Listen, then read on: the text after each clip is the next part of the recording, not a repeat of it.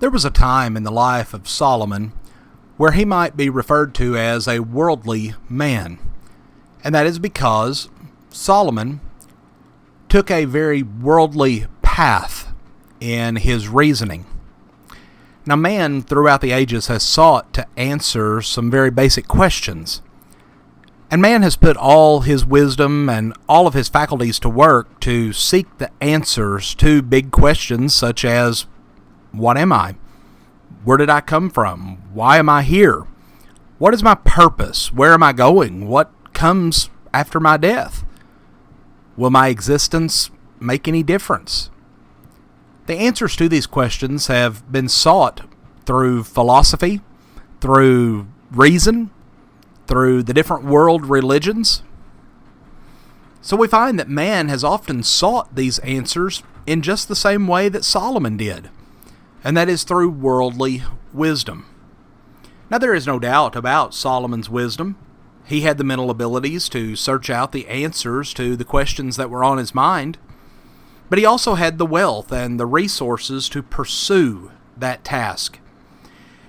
He is self-described in Ecclesiastes 1 and verse 12, where he says, "I, the preacher, was king over Israel in Jerusalem, and I gave my heart to seek and to search out by wisdom concerning all things that are done under heaven." Then skipping down to verses 16 and 17, he said, "I communed with mine own heart, saying, Lo, I am come to great estate, and have gotten more wisdom than all they that have been before me in Jerusalem. Yea, my heart had great wisdom, great experience of wisdom and knowledge, and I gave my heart to know wisdom, and to know madness and folly." Here we find Solomon thinking to himself. He looks at his great wealth, his great wisdom, but then he stops and he asks the question, what is this all about? Well, he decides at this point that he's going to find out. He decides that he's going to search in all areas, in every aspect of life, to see if he can find some clue as to the reason for man's existence. So how then does he go about this great search? He experiences all of man's activities that he can. He delves into everything that he can in search of his answer. At the beginning of Ecclesiastes chapter 2, he says, "I said in my heart, go to now. I will prove thee with mirth. Therefore enjoy pleasure. And behold, this also is vanity." Verse 3, "I sought in mine heart to give myself unto wine, yet acquainting mine heart with wisdom, and to lay hold on folly till I might see what was good for the sons of man, which they should do under the heaven all the days of their lives." Then skipping down verses 4 through 6, "I made me great works. I built me houses. I planted vineyards.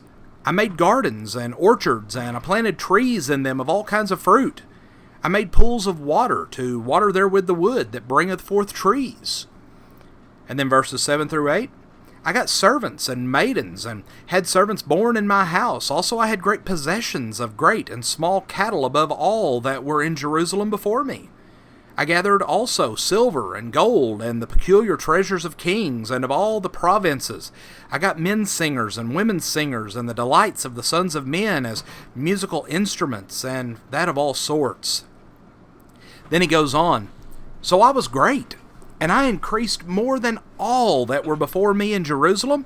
Also my wisdom remained with me, and whatsoever my eyes desired, I kept not from them. I withheld not my heart from any joy, for my heart rejoiced in all my labor, and this was my portion of all of my labor." Then verse 11, "Then I looked on all the works of my hands, all that they had wrought, and behold, all was vanity and vexation of the spirit, and there was no profit under the sun."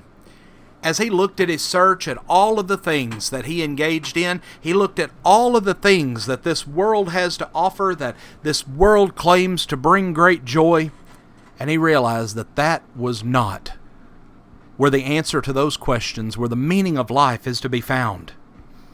And so as he goes through this journey, as he reasons and he realizes that the things of this world are not the answer, he comes to this conclusion. Ecclesiastes 12, 13, and 14. Let us hear the conclusion of the whole matter. Fear God and keep His commandments, for this is the whole duty of man. Friends, we thank you for joining us for our program today. We invite you to join us this Sunday at 9, 9:50, and at 6, and next Wednesday evening at 6 p.m. at Pyburn Street Church of Christ for our Summer on the Mountain series, with next week's speaker being Zach Flynn from Mammoth Spring, who preaches for the Camp Arkansas and also the McElroy Churches of Christ. And we pray that God will bless you all with a wonderful day.